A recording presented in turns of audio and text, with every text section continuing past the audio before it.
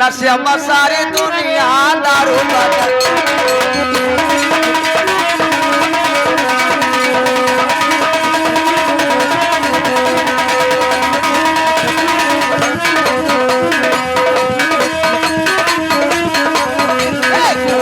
सारी दुनिया दारू बदला हंसेगा सारी दुनिया दारू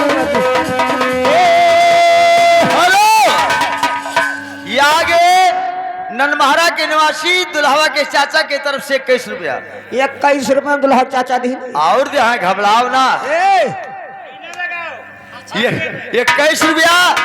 दुल्हवा के चाचा के तरफ से आया है माता रानी दुल्हा चाचा आएंगे बगिया फुलवारी है ए सुना दुल्हा पप्पा आए क्यों के नशा दारू कई तो क्यों के नशा मेहरारू कई अच्छा अरे नशा में मास्टर बजाओ हारमोनिया दारू बदलना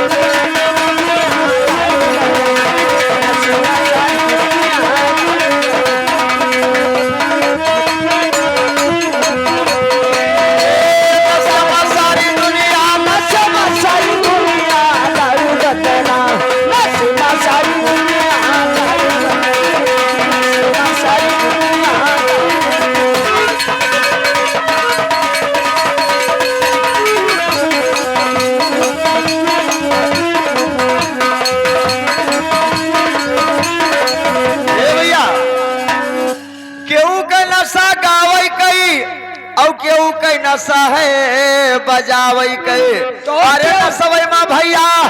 अरे नशवई माँ बाबू हम हो गईला नचनिया दारू बदना